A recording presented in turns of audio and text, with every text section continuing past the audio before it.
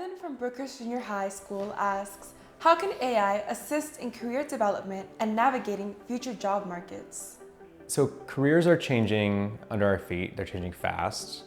Teachers, parents, even CEOs of companies don't necessarily know how to answer the question of what is the best career path if I'm interested in business or finance or healthcare or medicine. Everybody needs to be paying attention to how the technology is developing, how it's being used, how jobs are changing. AI can be a really easy to talk to and accessible mentor and sort of just advisor and conversant that will be able to share in real time. It'll be able to answer questions of, I'm interested in graphic design. I see all these developments in generative AI that are, being able to create stuff. What does this mean for someone who has that, who wants to be in the graphic design industry?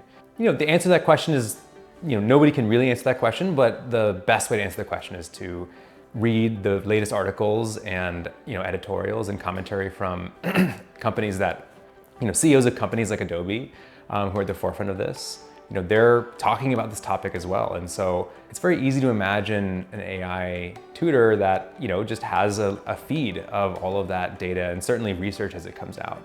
I don't know if that exists today, it very well might, but it certainly will exist in 2 years. Raphael from Magnolia High School asks, what resources are available for learning about AI and how has its evolution in education changed over time? The best resource for learning about AI is just to go and use Gemini or ChatGPT or Claude. AI EDU has resources for teachers and stuff that students can actually access directly if they don't have a teacher that's able to teach it. And effectively, this looks something like just exploring some of the different topics around AI ethics, around how AI is being used in the real world. So I obviously have to plug AI EDU, but I really, if I had a kid and they were asking me this question, I would say just use these language models. Get your parents' permission and experiment and try to use them to do stuff that you find interesting. You don't have to make it. It's not just about a homework tool. This can be helping you pursue your hobbies, your business idea, anything you can dream of.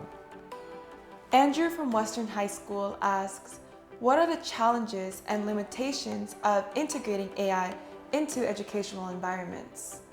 Oh, okay, that's a good one. There's lots of challenges to integrating AI. I'm going to talk about one. So if you think about all the benefits that AI can bring to the classroom, it can personalize learning, it can help create amazing, dynamic, project-based learning experiences for kids. It can support teachers, all that stuff. Personalized tutors, personalized mentors, advisors, coaches. Those models are going to have so much data. They're going to know every single thing about you. They're going to know, and they're going to be able to predict just through,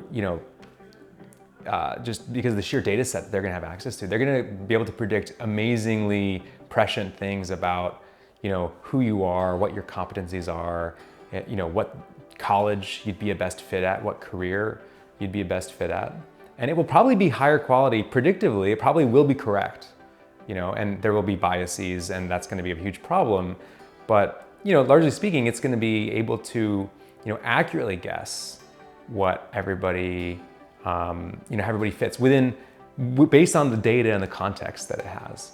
That gives me pause because this idea of a sorting hat for college kind of freaks me out. I think that it can be really disempowering. It would have been disempowering to me if I knew that I was going to be in high school and then at the end of school, I would just be told what school I'd be going to, or be given, let's say, a list of 3 schools. And so however we use these technologies, that capability is always going to be there. There's no way to avoid that trade-off. So if we want the personalized learning, we're going to give up basically a lot of data and information about us. And so, the solution might look something like what's happening at Anaheim Union High School District, where the school district is really owning that project. And they're the ones that are actually thinking about how do we build this for Anaheim Union students. I think that at the end of the day, we have to be able to trust, the organizations, the companies that are building these tools. And that's going to require all sorts of, not just regulations, but really just sort of,